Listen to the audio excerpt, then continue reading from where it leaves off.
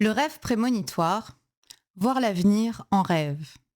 Le rêve prémonitoire est un type de rêve particulier qui nous annonce des événements à venir. Les anciens avaient compris cette capacité du rêve à nous connecter avec un moment plus avancé dans le temps, mais aujourd'hui l'existence du rêve est remise en question parce qu'il perturbe notre conception classique de la temporalité.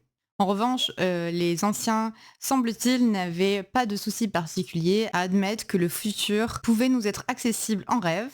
Donc dans cette vidéo, on va nous intéresser à des écrits très anciens et on va voir comment les textes qui nous restent des interprètes des rêves de l'Antiquité nous informent sur la place du rêve prémonitoire à leur époque. Donc on va voir une époque qui s'étend sur de nombreux siècles, puisqu'on va aller de 1200 avant Jésus-Christ à après l'Antiquité d'ailleurs, au 7e siècle après Jésus-Christ. Et dans un deuxième temps, nous verrons comment, dans une certaine mesure, le rêve porte toujours en lui ce qu'on appelle une dimension prospective, c'est-à-dire la capacité à se projeter, ce que Carl Gustav Jung avait appelé la fonction d'anticipation du rêve. Donc voyons trois grands textes qui parlent du rêve prémonitoire. Il nous reste très peu de témoignages du travail des interprètes des rêves dans l'Antiquité. Il y a trois textes qui sont incontournables. Le premier, c'est le papyrus de Chester Beatty qu'on a retrouvé en Égypte et qui daterait de 1200 avant Jésus-Christ. Donc c'est un papyrus qui a été retrouvé à l'endroit d'une ancienne bibliothèque. On a retrouvé des rouleaux qui étaient des espèces de clés des songes et qui parlaient de l'interprétation des rêves et qui donnaient des significations de rêves. Le deuxième document, c'est l'Onirocriticon d'Artémidore de Daldis,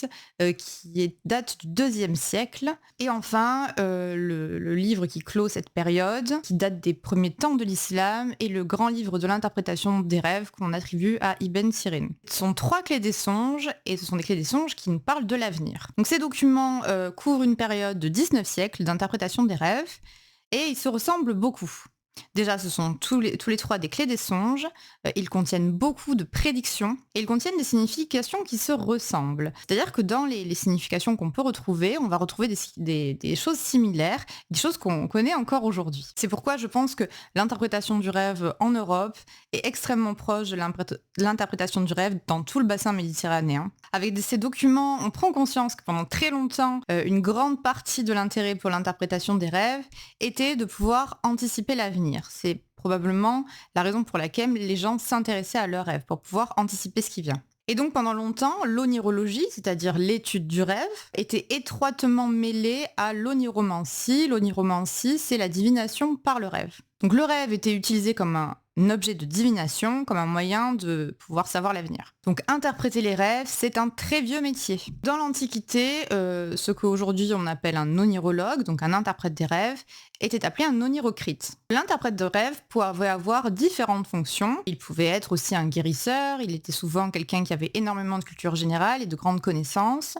un côté un peu sociologue, à s'intéresser aux gens, aux cultures, un côté psychologue. Il pouvait également avoir des fonctions médicales et spirituelles, comme c'est le cas en Grèce, donc dans tous les temples d'incubation. C'est des temples dédiés aux soins des gens et qui s'intéressaient énormément au rêve, puisque le rêve donnait pour eux une possibilité d'avoir un diagnostic et d'avoir un traitement. L'interprète des rêves pouvait avoir des fonctions religieuses, comme c'était le cas donc à Épidore en Grèce, mais également en Égypte ancienne et dans les débuts de l'islam. Il existe aussi des interprètes à temps plein, et c'est ce que nous raconte Artémidore, qui était interprète des rêves, c'était son métier dans la Grèce antique. Le rêve prémonitoire et la politique. Les hommes de pouvoir faisaient interpréter leurs rêves pour mener leur politique, et surtout en période de guerre, que les hommes puissants avaient un interprète des rêves qui était là pour pouvoir les aider à diriger leur politique. On a deux exemples qui sont couramment cités et qui sont les plus connus, qui peuvent témoigner de cette habitude des puissants. La première, c'est Alexandre le Grand. Alexandre le Grand avait son interprète qui s'appelait Aristandros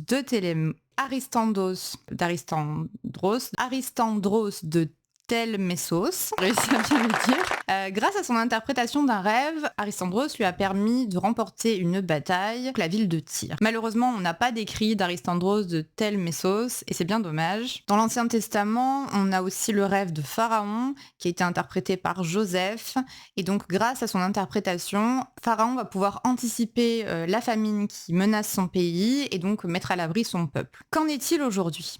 Aujourd'hui, la réalité du rêve prémonitoire fait débat.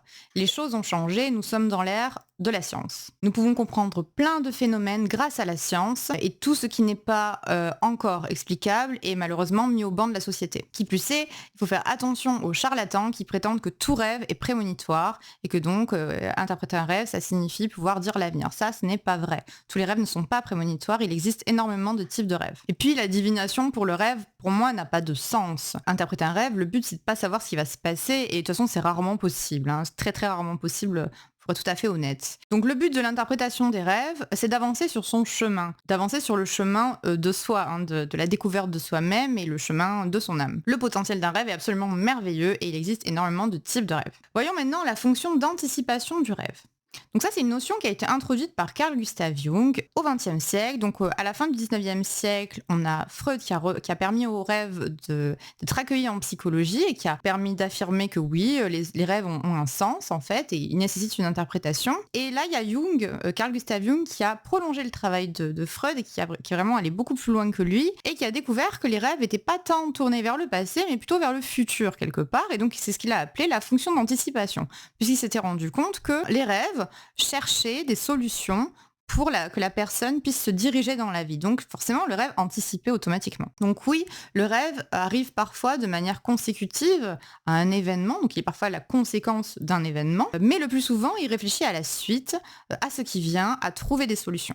Ainsi, par définition, le rêve anticipe. Et parmi ceux qui s'intéressent au rêve, tout le monde ne croit pas à cette fonction d'anticipation du rêve, parce qu'en fait, on se heurte au problème de l'absence de preuves scientifiques. Et donc, ça a posé problème dans des disciplines qui ont une méthodologie scientifique, donc dans la psychologie et dans la sociologie. À mon sens, c'est dommage, parce que si on n'a pas conscience de cette fonction d'anticipation du rêve, on va passer à côté de beaucoup de choses.